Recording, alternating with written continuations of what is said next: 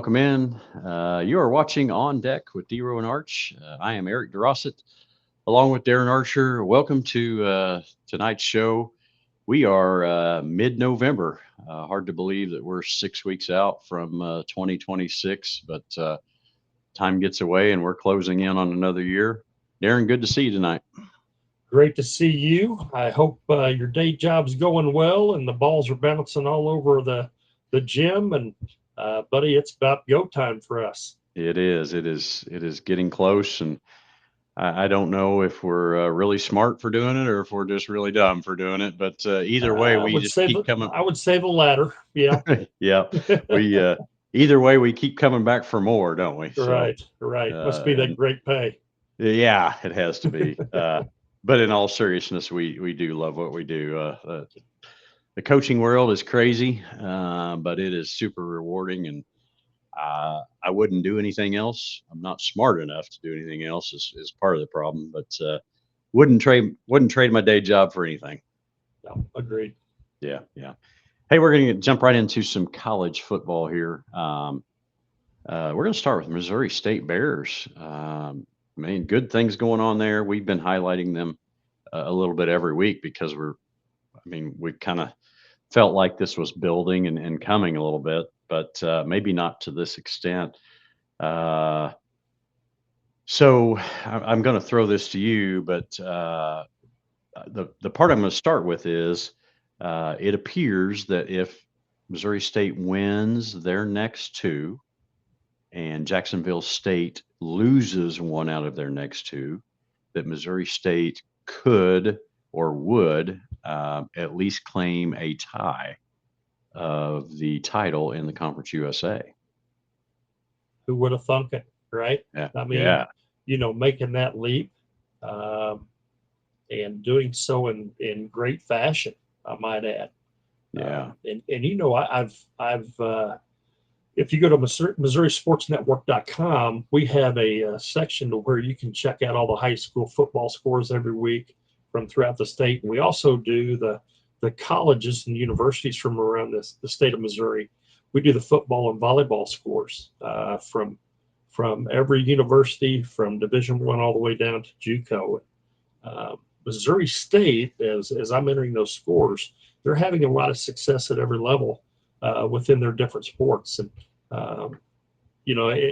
usually when you make that jump, to the high Division I situation in athletics, it generally takes a while for teams to get on their feet. But right. Missouri State seems to be doing a great job of that across the board, and especially in football. Right. That transition has proved to be very successful for them. And it's interesting, and certainly not taking shots at any of the other programs at all. But baseball has kind of been the thing that they've hung their hat on, consistently over the last 20 years or so, just throwing it out there.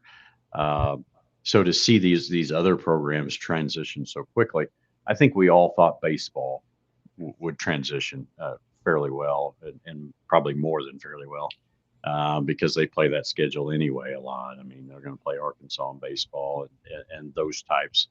But to see this from the football program, it's pretty impressive. Very much so. And Ryan Beard has done a fantastic job building that program and taking it to the next level, and that entire coaching staff. And that transition has been really good for them. It's going to be interesting to see if they can win out. What is the NCAA going to do as far as allowing them to play in a postseason bowl? Because right now they're eligible, but if you've got 8 wins under your belt, it's going to be tough to say no to a team that has won that many games, number one, and has at least tied for a fairly recognizable conference at Conference USA.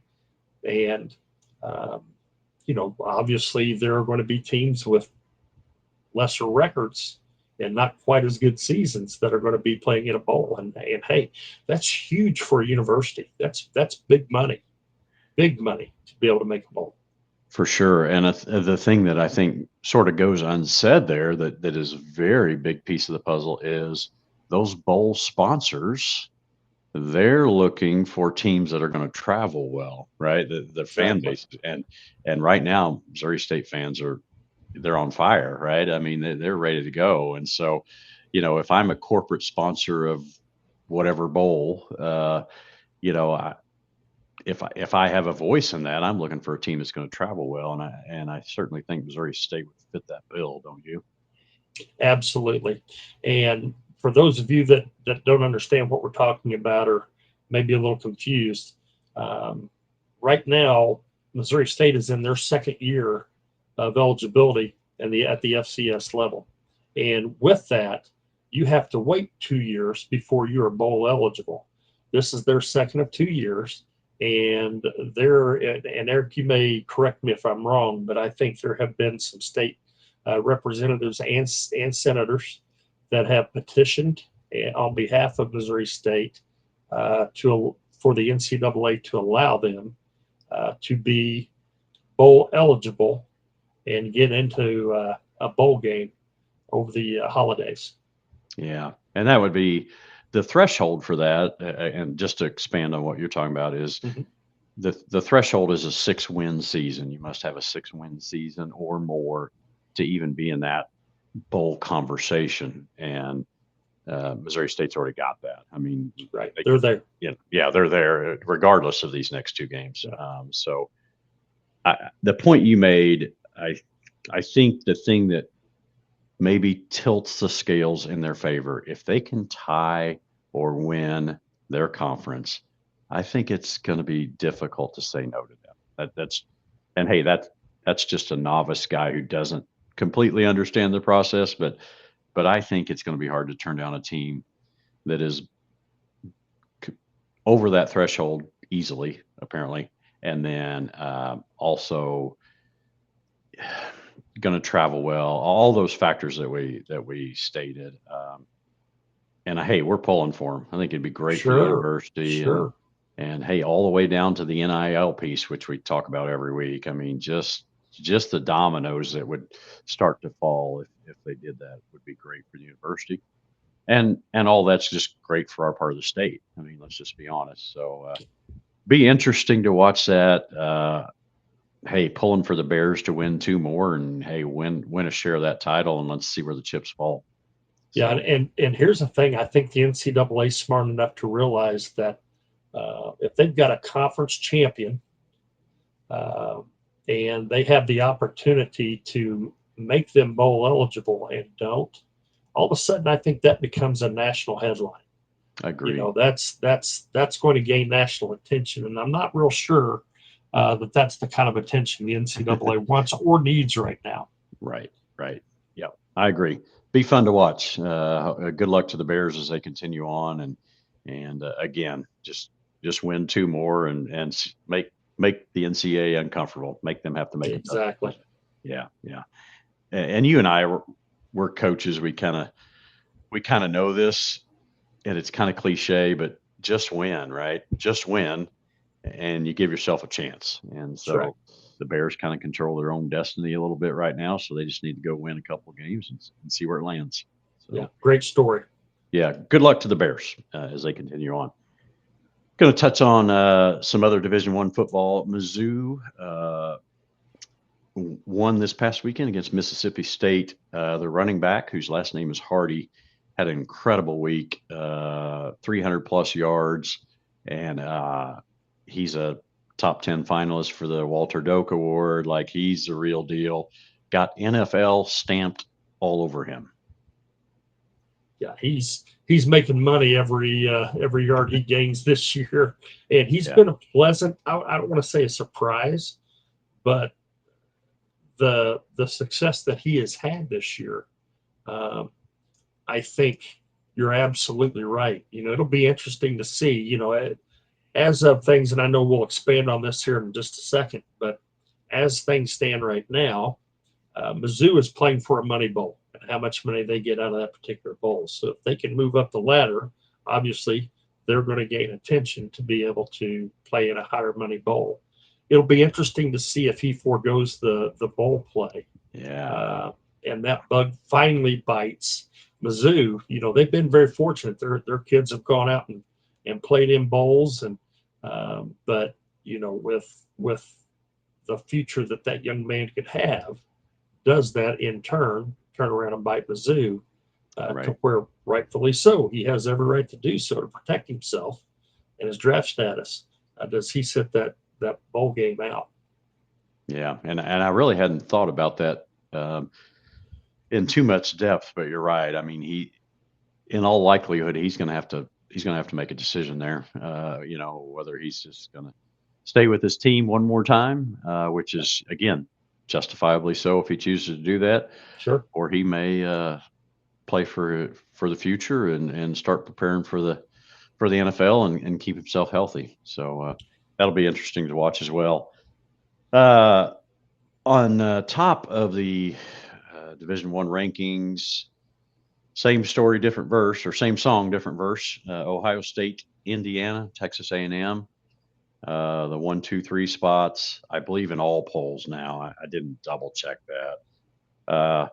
I'm going back a week, but Indiana, man, they may be the real deal. I mean, we talk that way every week that, hey, we think they're the real deal, but maybe secretly there's a little part of us that, hey, that's a little hard to believe. Like, I think there's a little doubt there. But here's where I'm going with that. That win over Penn State, and if you didn't see that game, phenomenal game. I mean, just as good as college football gets.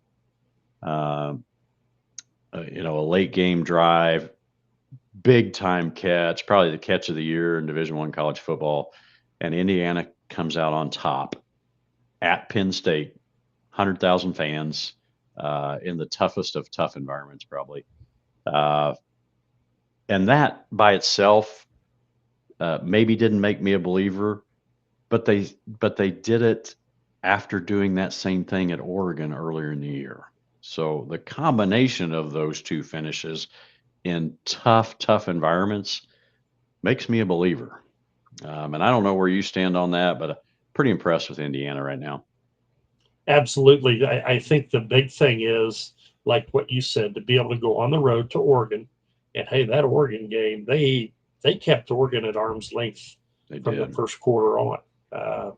It never got out of hand, but they kept Oregon just far enough away from them that they couldn't make a deep strike and change the balance of the game, so to speak. And right. Penn State playing at home, obviously, their head coach was fired, and it's kind of funny. We were talking about a month ago how he was fired and the payday that he was getting. Well, he just got another payday today, being announced as Virginia Tech's new head football coach. So it's amazing the circle that goes with college athletics and coaches. But right. For Indiana to be able to go in and win the way that they did, I think's got to be a huge boost to them in winning in a close game like that. Last basically 30 seconds of the game in a very hostile environment.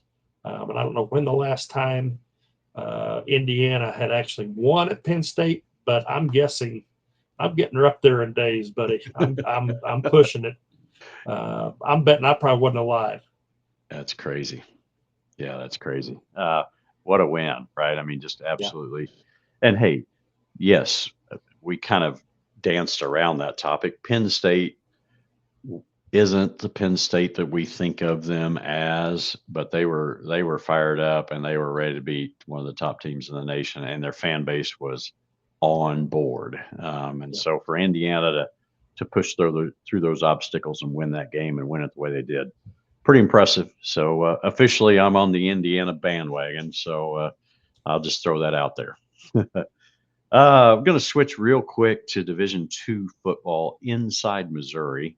I think some noteworthy things here. Got 2 Division II teams in the state that are moving on to the Division II playoffs. Northwest Missouri State, which is a familiar path for them. The second one I'm going to mention is Truman State. They, for the first time since 1994, so first time in 31 seasons, Truman State is headed to the Division II football playoffs. That's great. Congratulations to Truman State.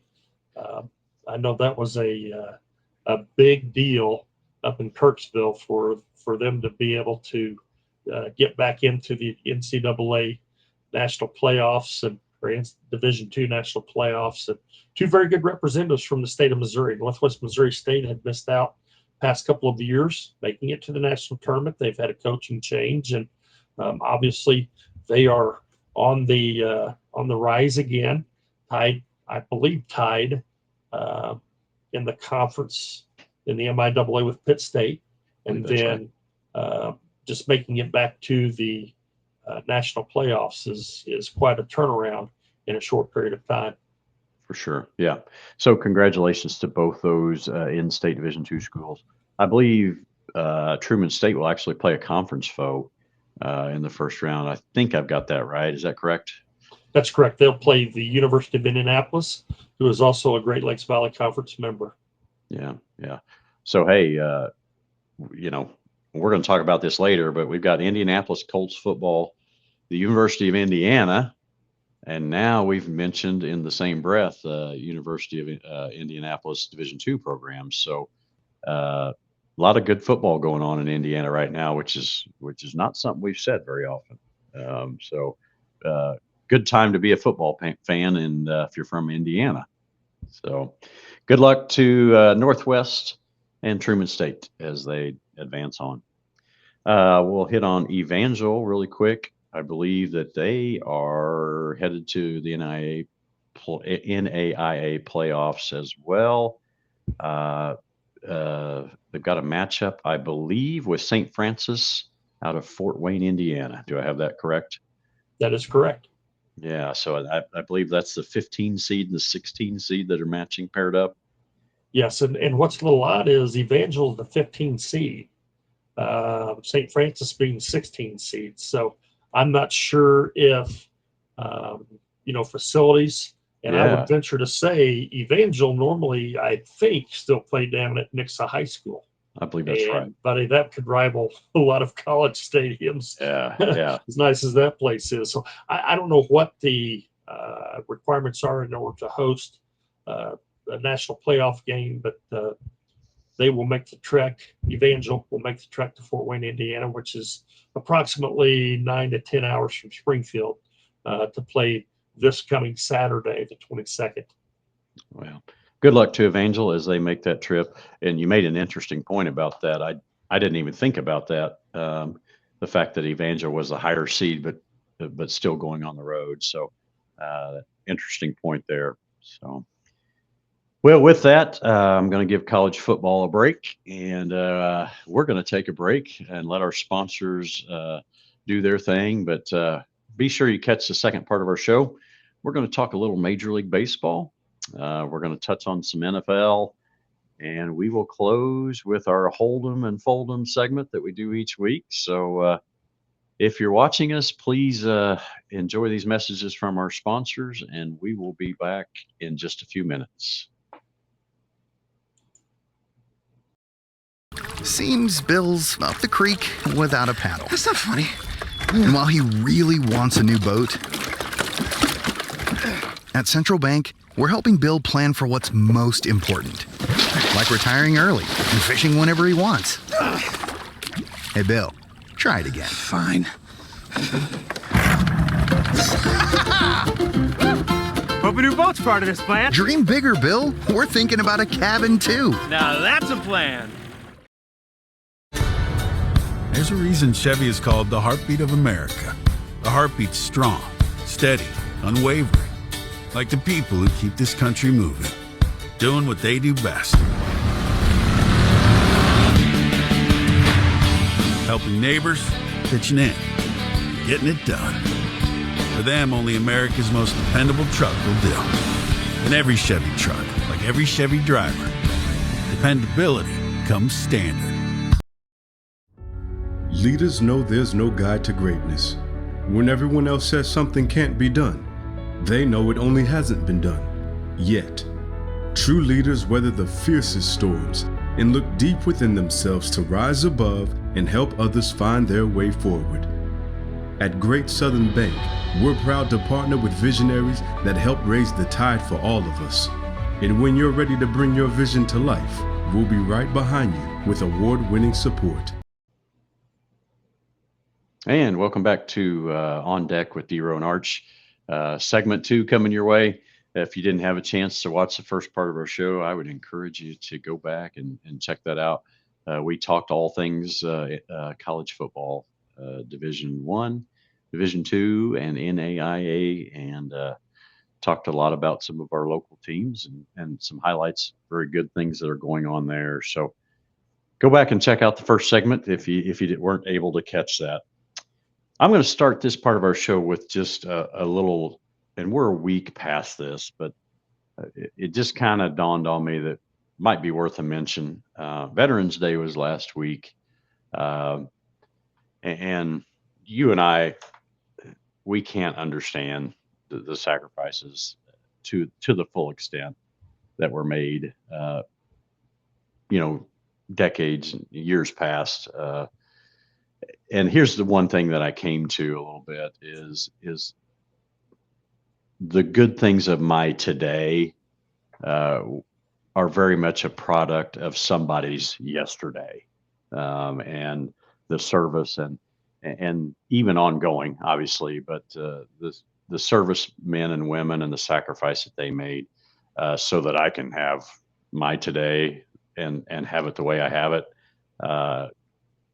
Just words can't put in, I just can't say enough words to say thank you to those people for that sacrifice. So I'm just going to throw that your way. I'm sure you have some sentiments very similar to that.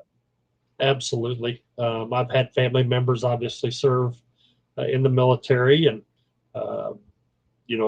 it's one thing to think about being grateful for the service of our past and present military servicemen and women, but we need to do that on a daily basis, and not just on November 11th of each year. And eternally grateful for the freedoms that we often take for granted every day. And we are the land of the free because of the brave, and thank you to all that have served. Absolutely. And hey, it's unspoken on this show about the division in our country and all the tension that exists there. But we wouldn't even be able to have those arguments and those discussions without what people did in the past. So even in the quote unquote negative that we face today, like that's a product of people giving us the chance to do that. So again, I'm like you, very grateful for their service. I did take just a second to look up maybe some famous athletes that served our country. There are a ton of them. Obviously, this isn't an exclusive list, but Joe DiMaggio and Ted Williams were a couple of them that came to mind. Joe DiMaggio, and I'm just going to throw this out. This is an impressive 10 or 11 year run. It's actually more than that. Joe DiMaggio was a World Series champion from 1936 to 1941 with the Yankees. His Yankees lost the World Series in 42. In 43, 44, and 45, he served in World War II. Then he comes back, and his Yankees win it in 47, 49, 50, and 51. And he won 3 MVPs in there. So just that, I mean, that's as impressive a 15-year run as there is in terms of being the best as a professional. And then, hey, I'm going to take a break in the middle of that, and I'm going to go serve our country for 3 years overseas.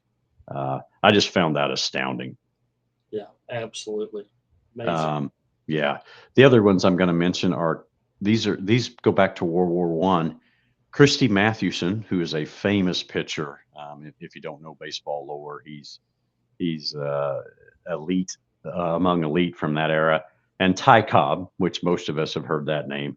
Both of those voluntarily enlisted in the chemical warfare division and served in World War I on their own, and they chose that particular branch. So, hey, shout out to all of our veterans, but just I was trying to tie in a little sports with that, and thought that was some really cool stories there. So, veterans, thank you. We wanted to give you a little shout out here on air while we could. I spoke about baseball. This is coming about from probably the retirement of the Dodgers pitcher. Darren, I'm drawing a blank. You're gonna have to help me. Kershaw. Yeah, Kershaw. To me, he's kind of a throwback to yesteryear pitchers. And he doesn't throw it 95 or 96 or 101 or whatever those guys are throwing it. So that sort of made me think about just some baseball tidbits. I'm going to start with Bob Gibson. Bob Gibson won 251 games in his major league career, which is, 300 is kind of the number, but if you're anywhere 250 or above, you're Hall of Fame automatic. But Bob Gibson won 251 games. Okay, that's impressive by itself. Here's a stat I'm going to throw at you, Darren, that just blew me away. He had 255 complete games. So he had more complete games than he did wins in the major leagues. And his wins were Hall of Fame type numbers. I just can't get over a guy completing 255 games. Especially compared to today's game. Yeah. It's amazing. That's mind blowing. That is amazing. And hey, we'll never begin. That's not going to happen again. You're not going to. No, there's never going to be another guy that wins 250 and completes 250. That'll never happen again. So the other tidbit that I came across, and I remember this growing up. Oakland A's had a guy by the name of Herb Washington, and Charlie Finley was the owner of the Oakland A's during that time. He was a very flamboyant owner. He had some huge personalities on that team: Reggie Jackson, Vida Blue, and John Blue Moon Odom. And it was just filled with characters. But the owner, and he fit his team.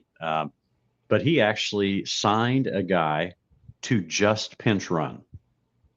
Guy's name was Herb Washington, and Washington never played an inning or a pitch in the field, and he never took an at bat. And for 1 year, he did nothing but pinch run for the Oakland A's. And they actually made a baseball card of him. It came out in 1975, and on his card for his position, it says pinch runner. And then on the back of it card, he just had his stats as a pinch runner. The cool part about this story is Mr. Washington, he played 1 year, and then the A's moved on from him. He went on to own 29 McDonald's franchise and served as a director for the Federal Reserve Bank in New York City.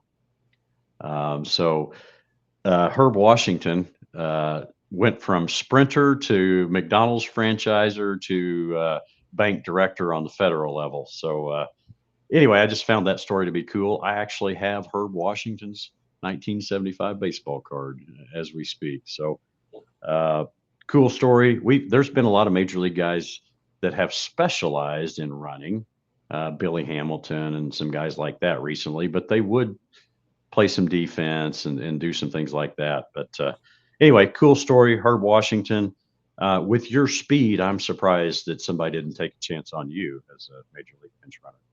Yeah, same. I'm still waiting for the phone call. Right. I'm surprised somebody just hadn't signed you right away. So my phone's going to ring one of these days. I think so. Yep. All right. Moving on. We're going to touch on a little NFL football. I'm going to take us through AFC by division, and then I'm going to take us through NFC by division. Some are more interesting than others. I'm going to start with the NFL, or I'm sorry, the AFC East. New England Patriots, 9-2 on the year, 5-0 on the road. Thoughts on the Patriots? They're good. Yeah. They're good. Their defense is really good and getting better, and same with their offense. That whole combination that they can throw at you, both on both sides of the football, is the kind of combination that can win championships and win Super Bowls, especially if they stay healthy. And I've got to believe in, as we sit here tonight, that they are I wouldn't say favorite. They're not my favorite, but I think they are a clear dark horse to really get on a run if they stay healthy, to really get on a run. And they're the type of team that could end up in the Super Bowl and keep playing on momentum and win the whole shooting match. Yeah. And this is one guy's opinion. I still think the Bills are better, but I think the Patriots are way more consistent. I think they're a much more of a known product than the Bills. And hey, the Bills, when they're firing, they are, next to unbeatable. But they're not always firing for whatever reason. But the Patriots, in my opinion, they are steady, and you know what you're going to get every week out of them. So, yeah, I'm with you. Patriots could make some people really uncomfortable come playoff time.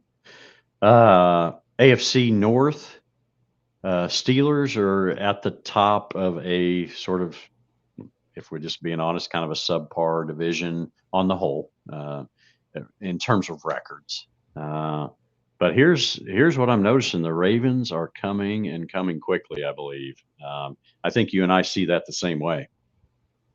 Absolutely. They're getting healthy. Yeah. And they're getting the parts back that they needed for things to work on both sides. And I think they will continue to get better. I think their schedule kind of plays in favor of that. They were missing some very important components, both offensively and defensively, when they had a rough patch there. And, you can take a look at Lamar. He's back. He's not quite what we're used to seeing, but he's going to have to work back from that injury. And I think when he does, they're going to be even better. Yeah. Yeah. And Derrick Henry's the closest thing to Earl Campbell that we have, right? Derrick Henry he sometimes is a man among boys. So when you've got that guy, you got a chance. Absolutely. Because you can control the game on the ground and keep your defense rested and those kind of things, and come playoff time that takes you places. So yeah, and when Lamar, when he gets healthy, you've probably got the best dual threat quarterback in the league. Yeah. And he's going to either beat you with his arm or he's going to beat you with his legs. And so there's kind of a two-person, three-headed monster there, so to speak, that right. If they get right and their defense continues to improve and get healthy, they are going to be a tough out to make the playoffs. I agree. AFC South, it appears that division is the Indianapolis Colts division to win. I think even if they stumble a little bit here, they probably win that. Not a real deep division, at least on paper there. AFC West, this one's hard to figure out. Broncos, Chargers are at the top, and the Chiefs are sort of in the middle there. What do you see there? Jumbled up mess. Yeah. I'm gonna be real honest. Denver is living on the edge. It seems like every game they play, it comes down to a last-second field goal that they hit to end up winning the game. Their defense is very solid. Their offense is improving. They just don't have the ability to put teams away and keep them there. That makes sense? Yes. And I think you almost have to have that a little bit to where you get up 2 scores, you're keeping people at 2 scores. And I just don't see that out of Denver.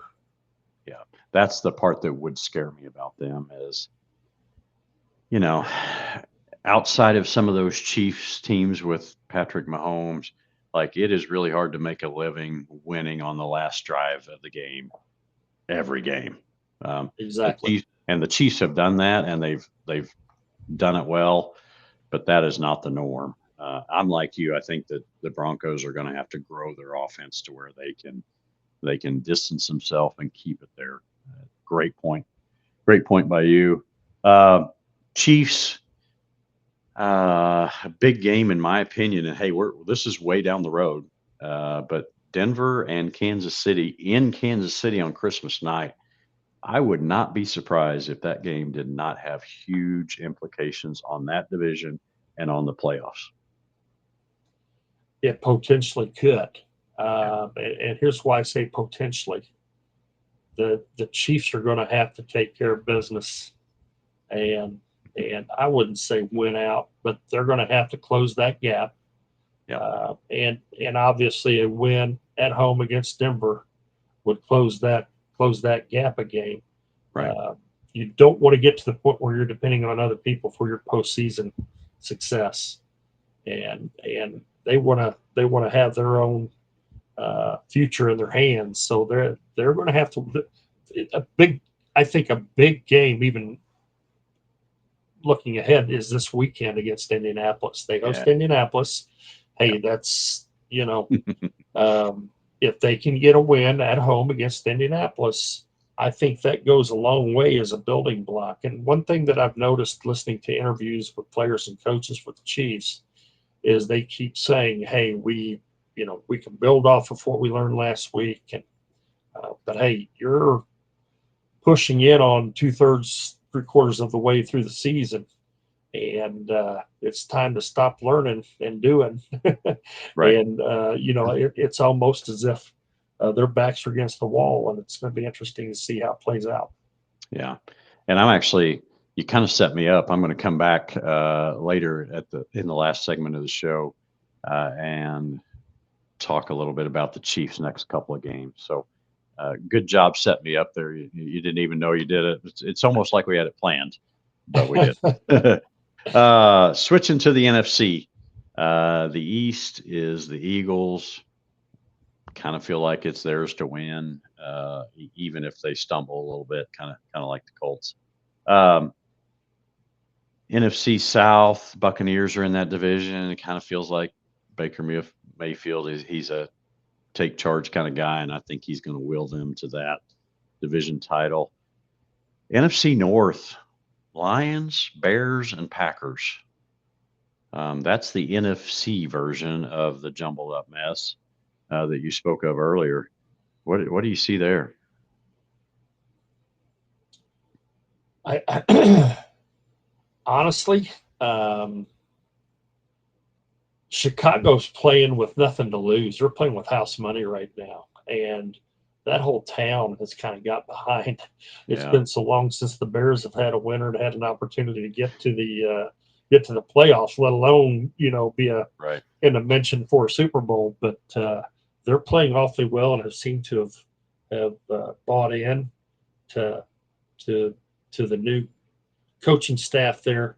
I still think up and down the line, Detroit is probably on paper the best team on both sides of the football, but they're so hit and miss as well. It's really been an odd year for football. I agree. At the NFL level, because teams coming in that you thought, hey, they could boat race everybody, and it's going to come down to these 3 or 4 teams, and everybody else could be left holding the bag.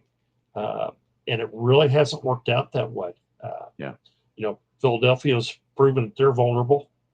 They've got some discontent with AJ Brown, and he's not happy with what's going on, and it's something like that can run the mojo for a team.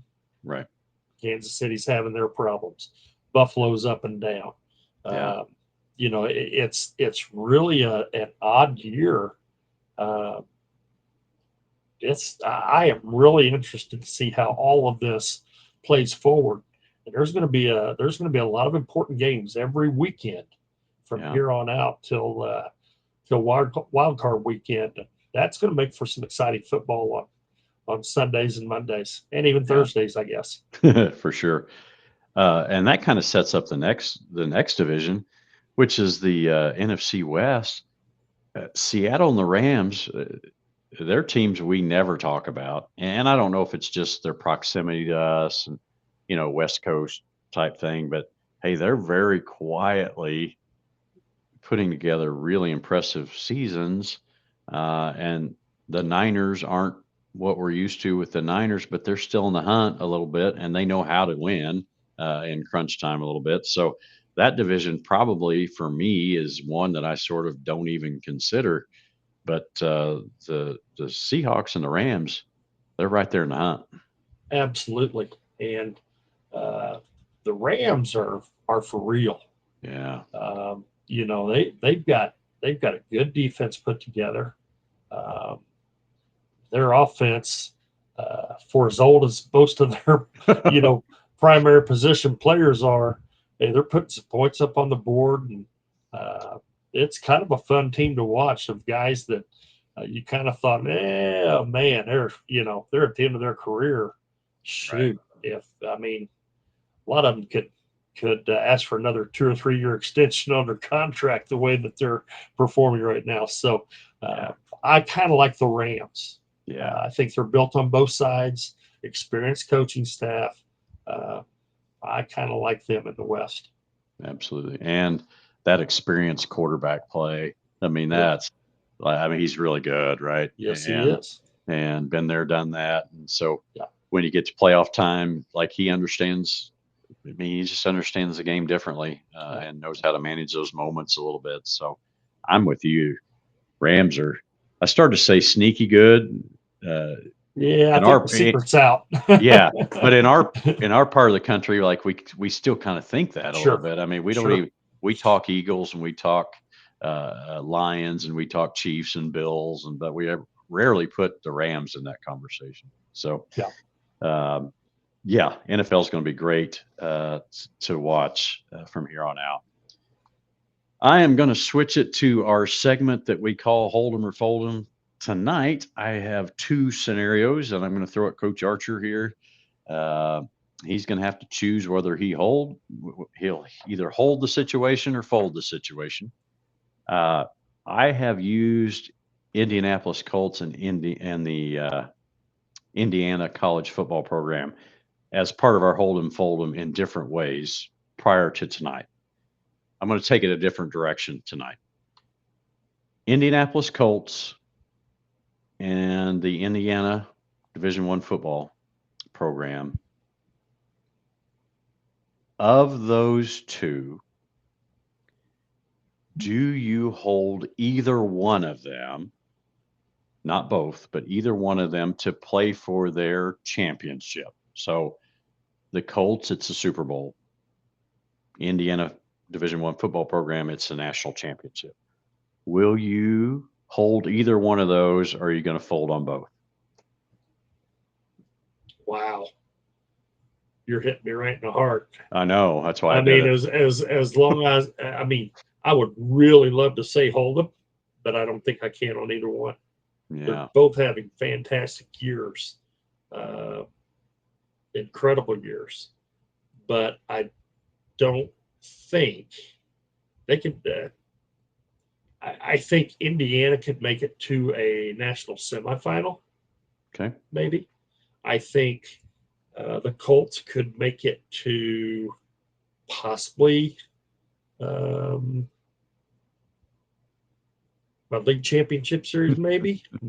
I don't think they're going to the Super Bowl, though. Right. Well, and part of the reason I ask you that is because you're from Indiana, and I just wanted to watch you squirm a little bit. I'm squirming. Yeah, that was. I have to be honest with our listeners and viewers. I'm not going to go there. I just don't think either one of them's going to do it. I'd love to see it, but I just don't think so. For sure. The second one tonight, and you led into this earlier, and I mentioned that. The second hold 'em and fold 'em for tonight is talking the Chiefs And the Hold'em and Fold'em question is, do you hold or fold the Chiefs to win the Colts and the Cowboys game, which is the next two games for the Chiefs? And those will take place in the span of about 10 or 11 days, a Sunday game followed by a Thanksgiving game with Dallas. So are you going to hold or fold the Chiefs to beat both Indianapolis and Dallas? No, fold them. You fold them. Fold them. Yeah. Wow. Yeah. I just, they're too inconsistent. Mahomes is in a deep, deep funk right now. Yeah. I just don't think they'll win both. Yeah. And I can't really tell you that it'll be Indianapolis to beat them, to be honest. Yeah. Yeah. And hey, and we're not football coaches, and neither one of us even remotely claim to be. The Chiefs running game, is there a lack of trust in the running game from the coaching staff, or are they just not capable? Like if you had to lean one direction or the other, like it's not absolute either way, right? But if you had to lean one way or the other, is it just not there, or do they just not trust it? I just think they don't trust it. And I think that they've relied, Kansas City will get themselves down. And I think they relied too heavily on their pass game. And I get it. I mean, but I think the secret's out. You don't have to put 8 men in the box to try to stop Kansas City's offense. Right. You can drop back, play zones, and cheat the reads. And here recently, Mahomes forgets what color jerseys he's wearing, and he's throwing BBs, but to the wrong team. I don't. He's a generational talent. Don't get me wrong. Absolutely. He's one of the best that's ever played.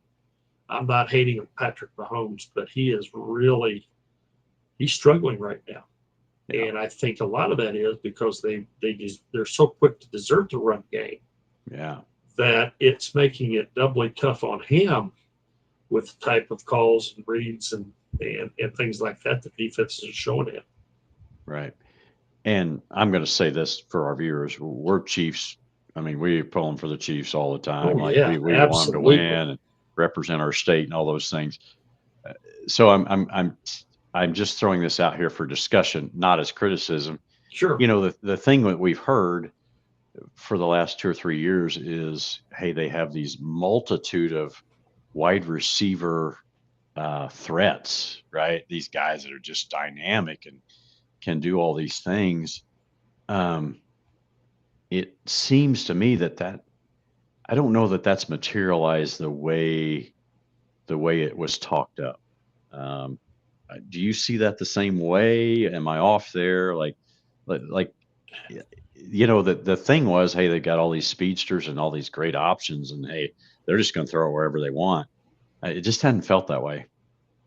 No, you're absolutely right. But I don't want to say the Chiefs' offense is one-dimensional. But right now it's one-dimensional. Yeah. I just there's something off right there. I don't know if it's play calling. I can't blame anybody. I think it's just a combination of a lot of things, and I think people are kind of getting the blueprint on Kansas City, and it's become easier over the years. That I just think that the offensive play calling is awfully quick to desert the run. Yeah. And hey, when you can take that factor out of, having to, from a defensive standpoint, having to worry about, somebody picking up 4 or 5 yards a carry, it just changes the way you can play against Patrick Mahomes, and that's huge. Yeah, I agree.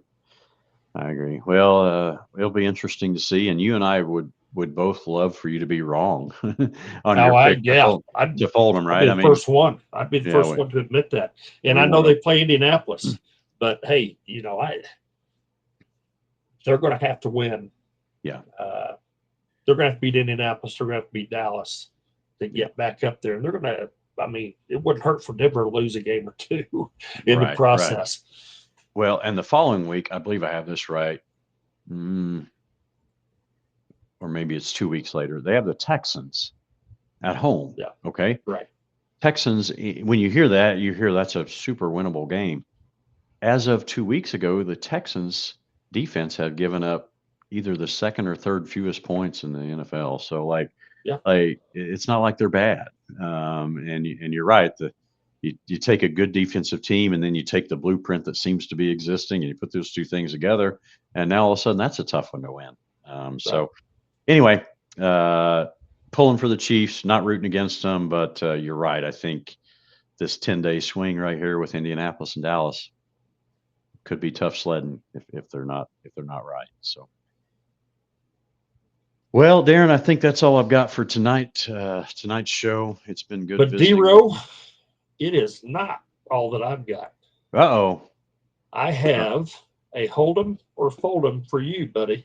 Love it. I'm going to turn the tables on you. Yep, I'm ready.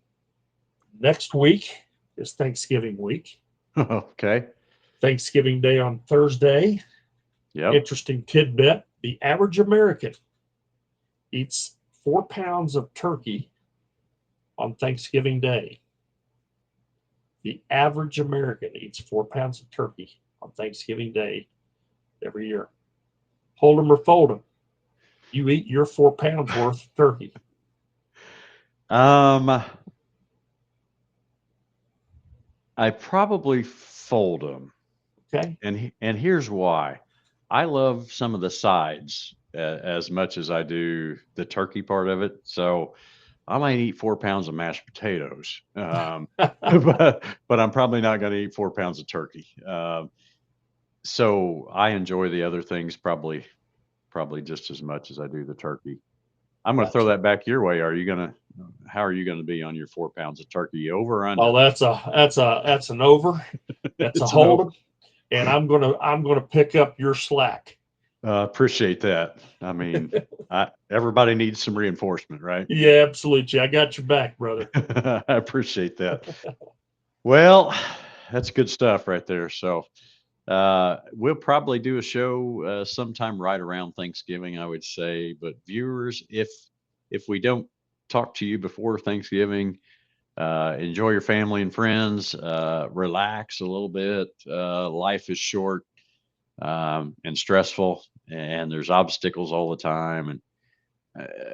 And that's coming from a guy that hasn't always done a good job of just relaxing and enjoying life for what it is, but kind of get to that grandparent age and things, your perspective changes. And I'm challenging all of you viewers to relax a little bit over Thanksgiving and just focus on what really feels good and what's important to you and the people that are around you. So I think, Darren, you'd probably support me in that. Couldn't have said it better myself, my friend. Love it. Love it. Darren, happy Thanksgiving to you. Obviously, we'll talk, privately a lot between now and Thanksgiving, but on the air, I want to tell you happy Thanksgiving to you and your family. You got a great crew, and Kelly's awesome, and your kids and so on. You guys are a big part of my life as well. We're both blessed, brother, and happy Thanksgiving to all our listeners out there. Be thankful for what you have, and we look forward to keep doing what we're doing. Absolutely. With that being said, viewers, we're going to sign off for tonight. You have been watching On Deck with DeRo and Arch. We will see you next time. This has been a presentation of the Missouri Sports Network. Thank you for tuning in.